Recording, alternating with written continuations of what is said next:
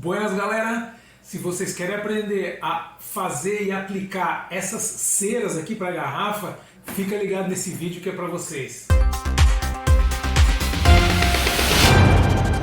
Eu me chamo Ted, sou cervejeiro caseiro e eu, junto com a minha esposa, a gente aprendeu e desenvolveu algumas técnicas para aplicar essas ceras. E como muita gente sabe disso, acaba nos perguntando, então eu resolvi gravar esse vídeo para tirar o maior número de dúvidas possíveis para vocês conseguirem fazer isso em casa também. Então, antes de mostrar o processo em si, eu vou passar algumas informações que eu acho importante, que são dúvidas, que o pessoal foi perguntando ao longo do tempo. Então vamos lá. Bom, a primeira coisa é que essa cera aqui, ela não veda, ela é apenas um enfeite. Então tem muita gente que quer fazer essa cera aqui para colocar numa cerveja de guarda, acha que isso aqui vai vedar para deixar mais tempo. Isso não acontece. Repito, então, é apenas um enfeite.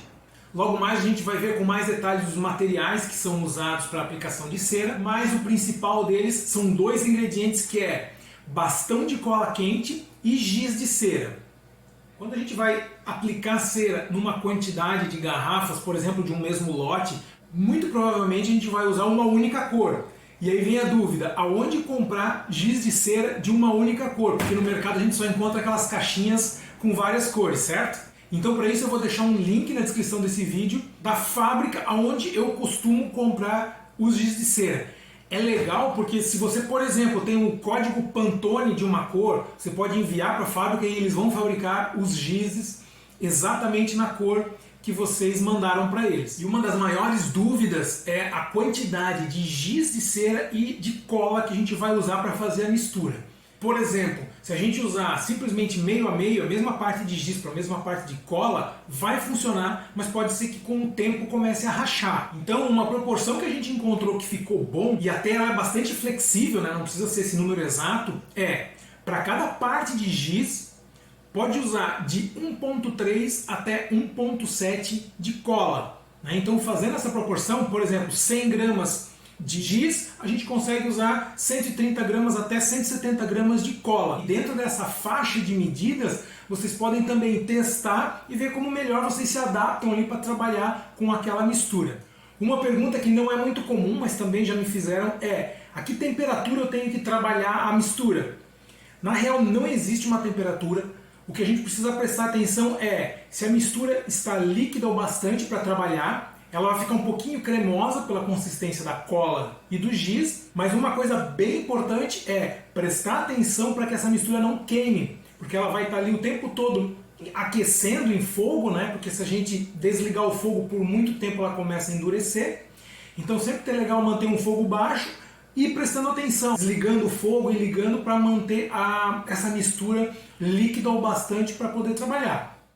E agora eu vou passar uma informação bem importante para vocês terem o mínimo de desperdício possível. Quanto de mistura é preciso para fazer determinada quantidade de garrafas? Essa medida obviamente não é exata, mas ela vai se aproximar bastante do que eu vou passar para vocês e eu tenho certeza que vai ajudar muito. Então vocês podem utilizar como base 50 gramas de mistura pronta, cola com giz, vai render cerca de 8 a 10 garrafas. Como eu falei, isso não é nada exato, mas se aproxima bastante para a gente não errar demais na hora de preparar uma mistura e não ficar sobrando muito. Bom, eu espero que eu tenha tirado as principais dúvidas e agora a gente vai ver como que se faz essa mistura e como que se aplica nas garrafas. Vamos lá?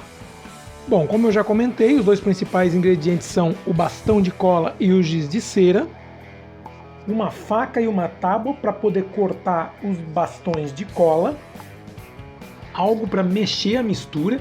Eu utilizo essa colher de madeira aí, e é importante estar ciente que esse objeto ele vai ser inutilizado para outras coisas, porque não vai ser fácil retirar 100% os restos da mistura do objeto para um outro uso.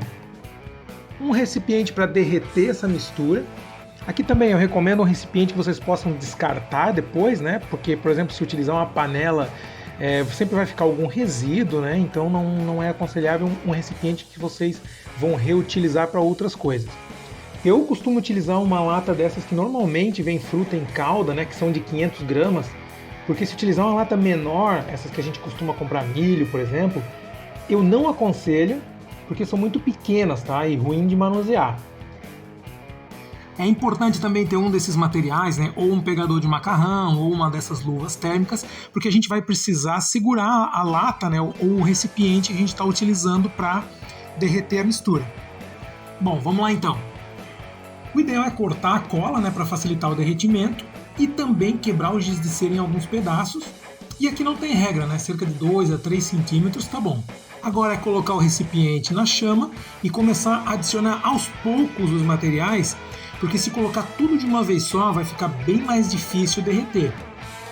Agora é ficar mexendo sempre para a mistura não queimar e quando tiver uma boa parte derretida, ir adicionando mais material aos poucos. E por fim, é mais ou menos essa consistência aí que a gente precisa. Para aplicar a cera, eu aconselho mergulhar a garrafa cerca de meio centímetro para baixo dessa saliência que tem ali no gargalo. Claro que isso não é uma ciência exata, né? Mas é um ponto onde a gente vai conseguir um desenho legal da cera sem consumir material de mais ou de menos. E finalmente vamos ver como é que o processo é feito. Então a gente mergulha a garrafa, gira um pouquinho para tirar aquele excesso inicial e deixa a cera escorrendo naturalmente.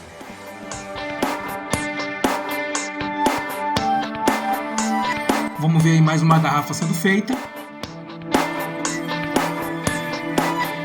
Eu sugiro também que você vai controlando o ângulo da garrafa para que a cera escorra de modo a formar essas gotas aí, né? Que é isso que dá o efeito legal da cera na garrafa. E quando dá errado, galera? Às vezes pode acontecer de dar uma bolinha como está aparecendo aqui, ou mesmo a natureza nos trazer seres indesejados. Bom, olha que legal, aí a gente pode retirar a cera e colocar de volta para derreter, sendo que a gente não vai ter perda do produto. Massa, né? E mais uma dica final aí, a gente pode misturar cores para chegar em tonalidades desejadas, né? E aí a criatividade é o limite. Galera, eu espero que vocês tenham gostado, tirado todas as dúvidas. Se ficou alguma dúvida, pode mandar uma mensagem, tá? Vai ser um prazer ajudar. E compartilhe esse vídeo aí com todos que vocês acham que vai ser útil. Beleza, galera? Aquele abraço!